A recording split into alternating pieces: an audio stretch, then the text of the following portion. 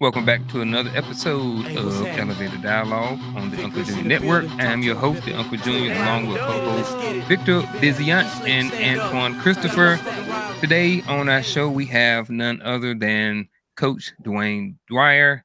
I will let him introduce himself, and we're gonna get this show rolling. Dwyers, that's still. Oh, is that the same Dwyer that's spelled the same way as that motivational guy, Dwayne Dwyer? I think his name was. Oh, what's his name?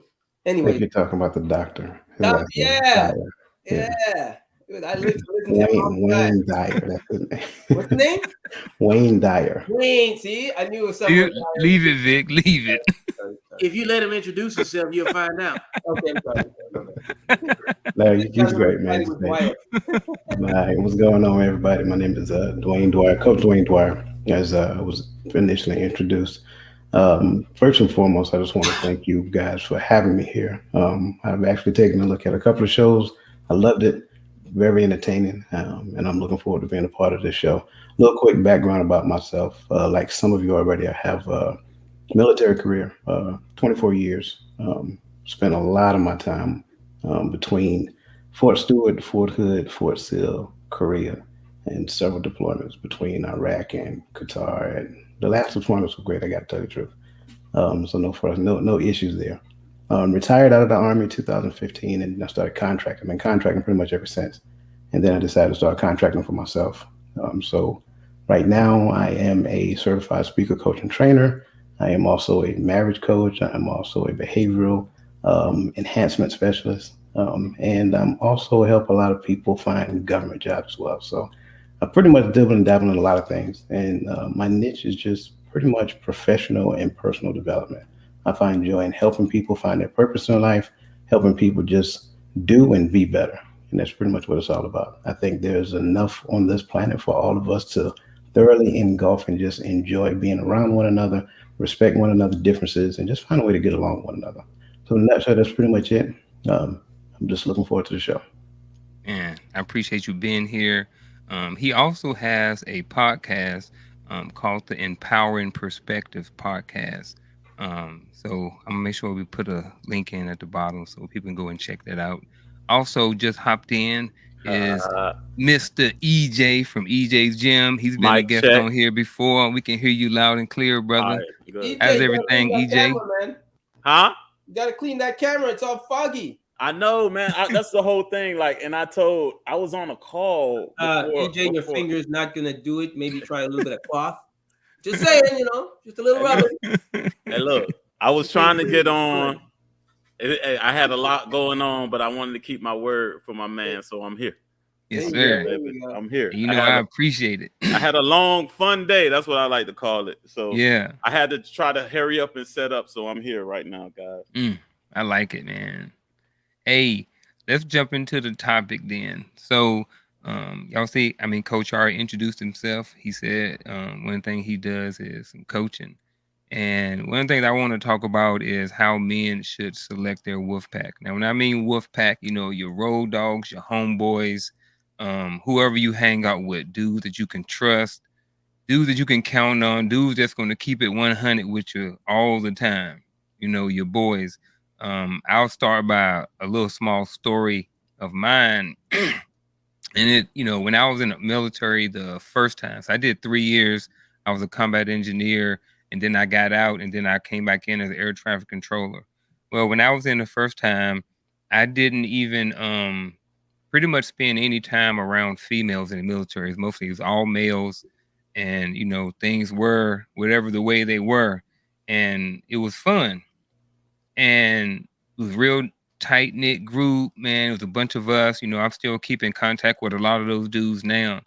Like they wouldn't allow me to get in trouble. Like, they be like, look, man, like I remember I was to go out and get drunk, right? Like in the barracks and stuff. And like they would like take my keys, like lock me in my room, like put me in my bed, and then like come back and check on me. You know what I mean? All of that stuff like this. Like, if I was doing stuff I wasn't supposed to and I was underage, good, bad, or indifferent, they looked out and tried to make sure that I didn't do stuff to get in trouble. Now, and I still got in trouble, but it was because of my own doing. You know what I mean? But I had a really tight knit group of dudes, and everybody for the most part had each other's back. When we went to the club 5 deep, we came back 5 deep, and if somebody left, somebody was like, "Hey, look, I'm rolling back with old girl," or something like that. And that's how that was. But then I got out, I came back in, started, air traffic controller, worked around females, it was a different vibe. Just everything was different, man. And I started hanging around these dudes and stuff like this. And I remember one time I got in trouble for something, and I was like, I wasn't that I blamed them, but it was that moment where I thought that, these dudes are not like the other dudes that I had.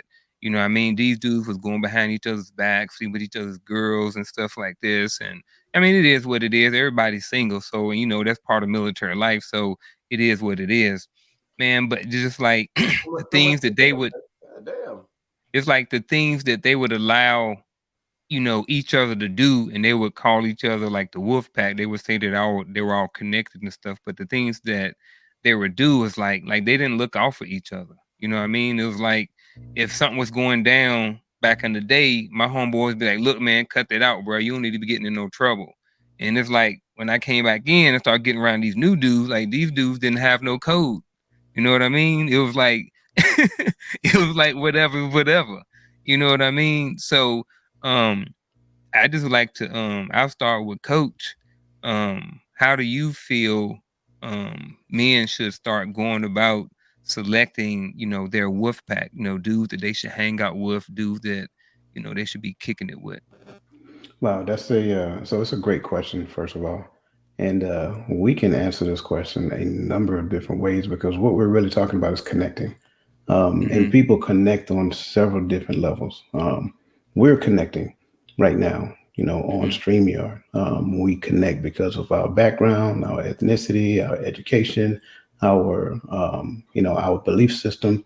But I think the thing that really drives us to find that deeper connection, the connection with people to where they really mean us well, like you mentioned previously, is when we find those people who want the best for you, right? It's not just them wanting to hang out, go drink, go to the club, whatever the case may be. Like they really want you to make something out of your life.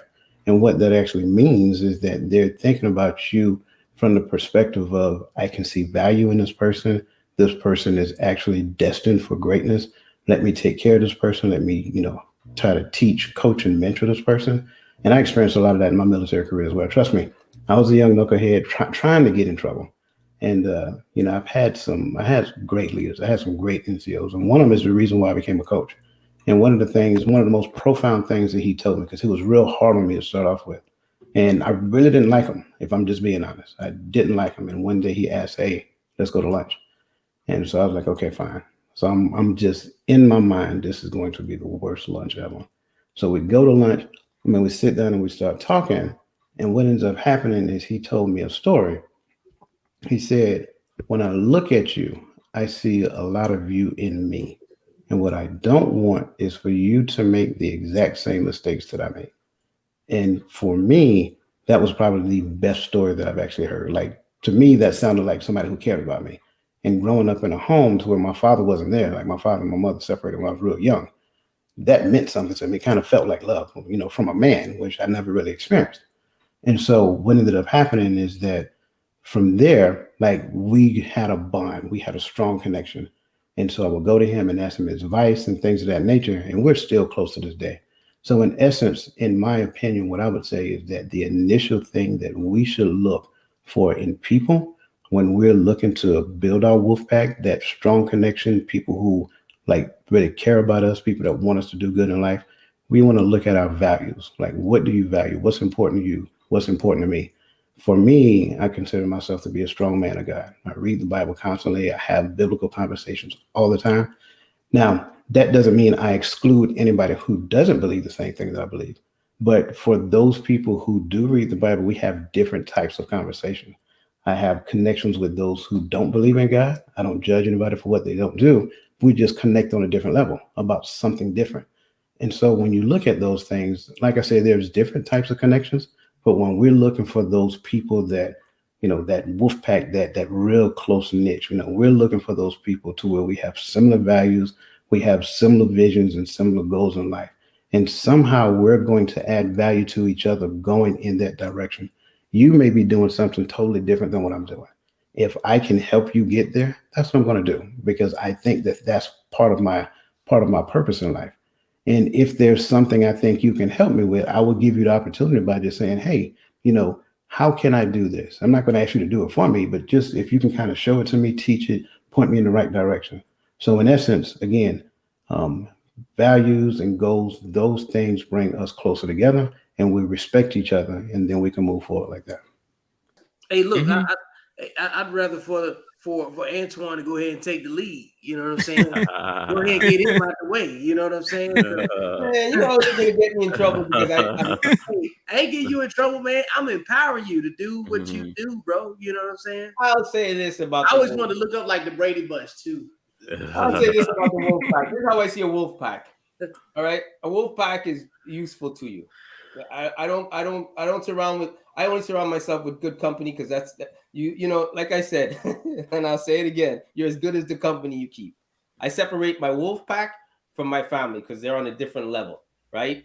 My family's who I could boohoo to, and don't judge me. I could cry. I could do what I need to do. My brother will always put me in check. They have no problem slapping me in place and telling me like it is, right? The wolf pack is helpful to me.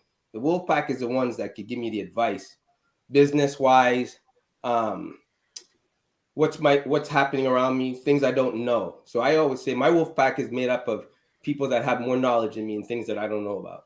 That's how I did it, right? Because if you're not useful to me, you're just a friend, right? And a friend is a friend, and it's great, but they ain't paying my mortgage, right?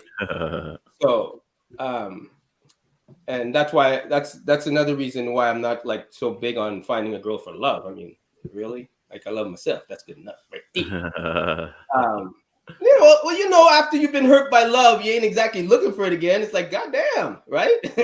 Let's be real. So my wolf pack was like I was telling Garfield. I said my wolf pack is surrounded by people that are useful to me. I have a doctor in there. I got a lawyer. I got my mentor. Um, I wouldn't say I got somebody better than me in art because I ain't happening, but somebody that is into art as well as much as me, um, and somebody that I can hang with on a professional level, like I could call. And so yeah, my work pack is made up of people that are useful to me, right? I don't want to useless wolf pack. What are you in there for, right? And it's not exactly using people, because what is using people? Because if they need me, they know they can use me. If they want something quick and drawn or logo, and why are they going to go somewhere else when they got me, right? So, and they bring me business too. So, and I want them, and I'm the first in their minds when it comes to designing. So that's cool. So I think a wolf pack should consist of people that are useful to you. It shouldn't be consistent of people that are wasting your time. Like, why are they there?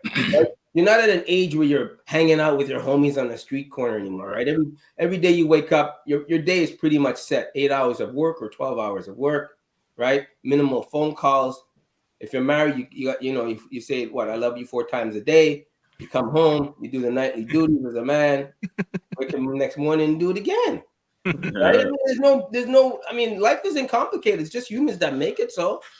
Right? So I think a wolf pack should, yeah, like I was saying, consist of people that are useful to you, not people you use. I'm not saying that, but people that are useful to you, people that can elevate you, right? Because as much as people say, "Oh, money isn't this," "Oh, money is," no, it actually is money. No, I kind of like it, right? And I want a good life for me and my kids when the time comes. Should I be blessed with them? Because I ain't struggling. I don't like to struggle. That whole, struggle and make it and take the, once you go on that hard path and you'll learn and then you take the, no, no, no, I'm not doing He none of that. cut Antoine off. He cut him off now. I ain't doing none of that. I'm not telling anybody to take the hard path, less traveled and all that. Don't Buddha. watch the clock, bro. That's 3 minutes and some change. Okay, sorry. All right. Now for me, I'll go, since we'll let Vic go last. As far as how should men should select their wolf pack, I'm gonna change the question a little bit, because I'm actually working on building a new wolf pack. And when I met you, Garfield, I was working on building a new wolf pack because I met some new coaches. I needed some different ideas. And right now, what I'm working on is what I am doing, I created a program where I work with kids who are autistic and in special needs, and I train them. I use like football workouts, different things that I've done with different athletes to help them with their gross motor skills. My sister is a PT, so we work together to put the plans together for the kids. And what I'm doing right now, I'm looking for people who can help me build my business. And right now I'm working with a guy whose son is autistic, and he has a building, and we're working together, and he's like part of my new Wolfpack. He's expanding my ideas by showing me like, hey, you can rent this spot here, you can rent this location here, or I have this location, this is how we're going to do it, this is how we're going to set it up. So right now I'm looking for a new Wolfpack. I'm looking for some new people to help me with my new business ventures right now. I like that. That's see, there you go. That's what I'm talking about. Did you say something about autistic? You're doing charity work for autistic? Yes, I'm a former special education teacher, so we should hook up on something like that. Mm-hmm. We should got to hook up on something like that. I usually do. I don't know. Jenny McCarthy's son is autistic, right? And I did a charity event with her. So yeah, I get it.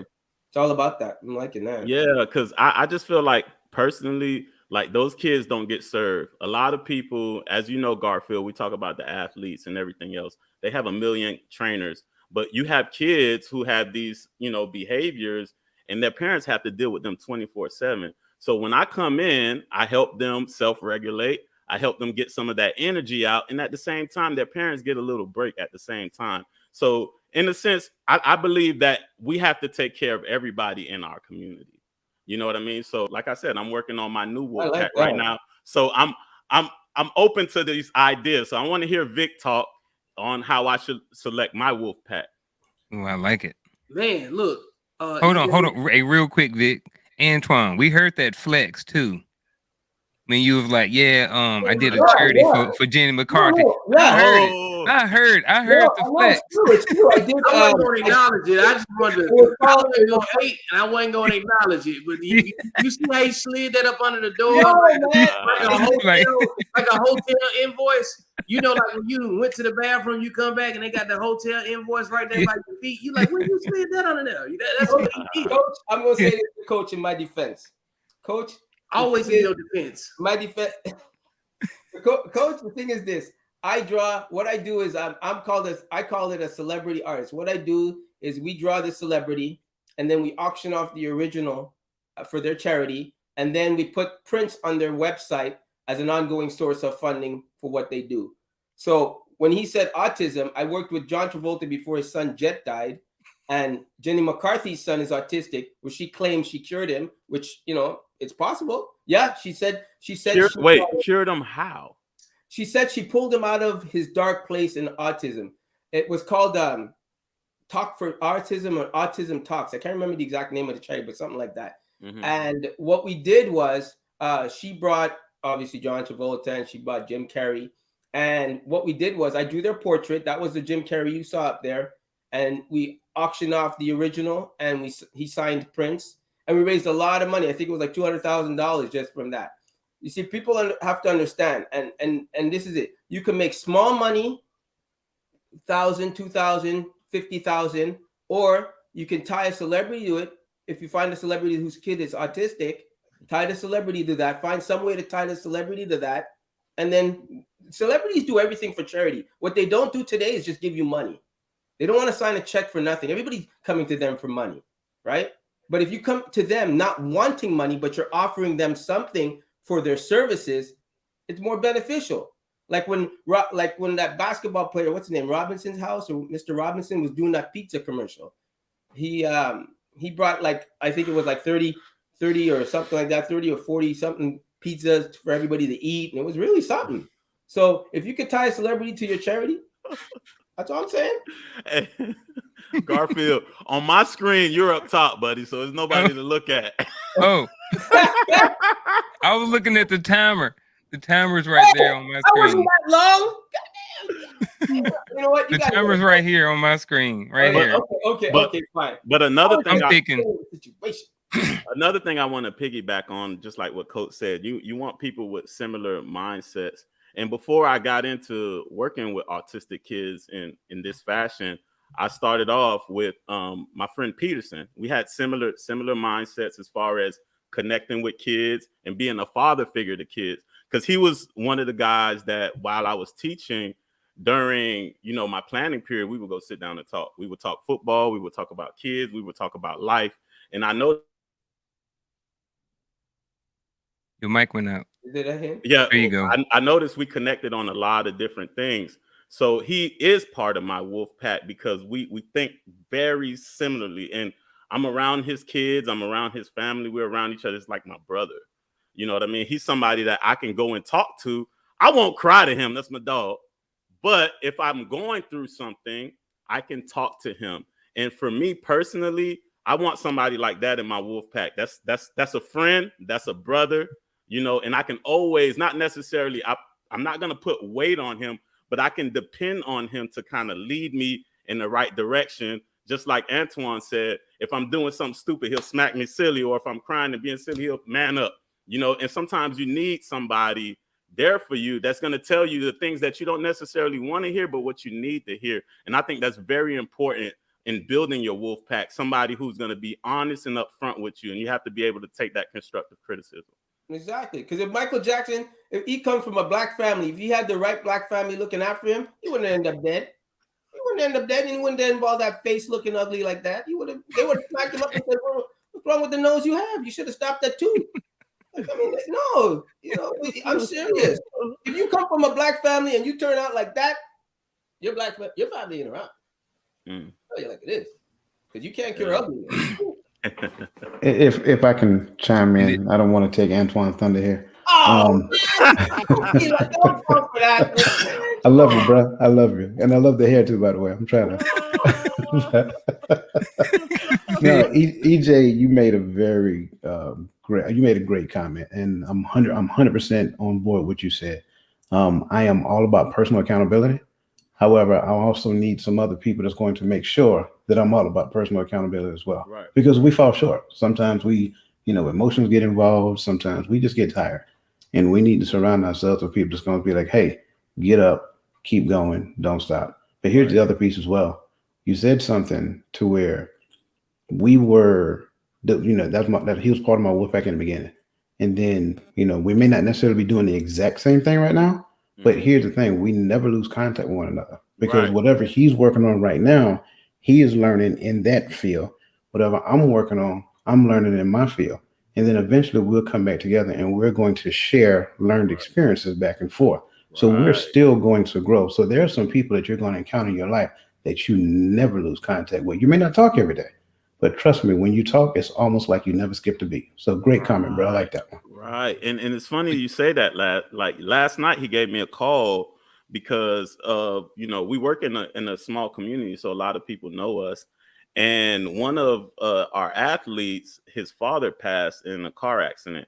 And what we do as, trainers and coaches, we don't just train the kids, we mentor them. We talk to them, we talk about life, and we try to explain to them that, sports is just a small moment. Just a small moment in life. You can use it as a tool to get you to the next place of where you want to be. But at the same time, it's not your whole life. So we had a conversation about the kid, and Saturday we're going to have a workout. And he just, gave me some information on what's going on with the kid. And that's how we kind of stay in touch. So when we do connect, we're strong with it, and we're empowering kids, and we know what we're doing because we stay in that communication. Just like you said, we might not talk every day. It might be a couple weeks or not even a month, a couple weeks to go by and we won't talk. It's just like we never missed a beat. That's great. I wanted Vic to go. Where you at? Vic, where you at? Vic disappeared. Cold talk. Cold talk. Cold talk. Hey, it's your turn, Vic. I'm all ears. I'm all ears, baby. To how men should select their wolf pack. Let me put something in perspective. Hey, everybody be quiet. I let everybody. Hey, everybody mute your mic. Everybody mute your mic. Everybody mute your mic. You know what I'm saying? Because I sat back here and I watched my turn come up, and then y'all went ahead and just took my turn and then ran off. And then in 3 minutes, somebody gonna say I'm talking too long. But no, the question about Wolfpack. Good example that Garfield's in my Wolfpack. We haven't we up until this past November, we hadn't seen each other probably 13 to 14 years, but we'd been in regular contact with each other. And then I flew out to North Carolina, and he helped me slang some of my books in the mall. You know what I'm saying? So he was there firsthand, got some footage. That's some stuff that you don't get a chance to replicate but once. You know, we did it on like a humbug. It was like, hey, I hadn't seen you in a minute. I got some time off. Forget it. I'm going to go ahead and fly up there. You know, we got the type of conversation that we had. Eventually, you have to get there in person. And we made an event out of it pretty much with Dr. Easley. And who else was there? We had Summers there doing the video, and then put Garfield on the spot. Finally got him where he had to get in front of the camera because, like, this whole video is a conglomeration of time and experience between he and I when he got ready to find his way out of, you know, the regular 9 to 5. The transition from being in the military to, you know, being a civilian. And then he was following some of the steps that I made because I got out of the Army at 12 years. And up until that time, that was like a taboo move because it's like, hey, you did all of that time. You don't want to do the extra 7.5 so you can get the retirement or whatever. But I proved a lot of things to be maybe true and maybe false, you know what I'm saying? And just the example that I was leading, you know, and all of those things, both true and false, were all positives, if that makes sense. The things that were true were greater than understanding. You had to experience them, and things that were false probably still fit the same description as the truth, you know? So I think only a Wolfpack has the right members in it that can go lead by example, and then the other leaders within it see that one particular leader leading his life, and then they want some of that same sauce too. You know what I'm saying? Because all of us ultimately want to be better for our immediate networks. Most people that's in a Wolfpack are push buttons for information for other networks. So it ain't that many, you know, I would say it's not that many different groups that you can get in where people can manage their egos, because we are responsible for something. We all accomplish to some degree, and be able to balance all of that out and still be useful and not be a taker. You know what I'm saying? Because takers have no limits. So I think part of being in a Wolfpack is being useful, like you said before, Antoine. Like you said it in a roundabout way, when in terms like you don't use the people that's in it. You just, you know what I'm saying, you network. It's a fusion of networks. That's the way I look at it. You know, like I'm a fusion point for a network that's down here in Texas. You know what I'm saying? So like if anybody had any questions about what to do in Texas, I should be the first touch point, you know? So just like if I had anything that was art related, I'll be quick to say, hey, you guys should meet my guy, Antoine. You know what I'm saying? He does some fantastic things with chalk, because like I've never seen anybody paint with chalk before, you know? So, and to be detailed about it. So I think in a Wolfpack that's mature, you know, I think you got a lot of alphas from respective areas that find a way to create fusion and dialogue and, you know what I'm saying, be solutions oriented every time and bring something of value and want to be useful every time. I think that's the most important thing. Everybody in the Wolfpack has to be useful. I definitely agree with that. I don't like being around people if they ain't providing any type of value. I kind of want to go a little bit more into it. As far as a different question about Antoine, you're muted. I know you're trying to talk. Oh, you got something you want to say, Antoine? Hold on. Oh, sorry, I didn't know I had to click that button on it. No, I was just saying, and like I'm piggybacking off of what Vince said. You know, it's not using, it's utilizing. It's utilizing. You know what I mean? That's the key word right there.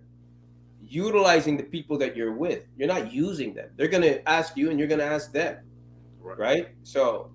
And you're gonna bring them clients, and they're gonna bring you clients. If I have a real estate question, shit, I got Vic now. I can say, hey, Vic, I'm in this spot. What do you think? Yes, no, give me something quick. No, while I come up on the plan to try to get me some dough. I'm hunting lames down, trying to make a mistake.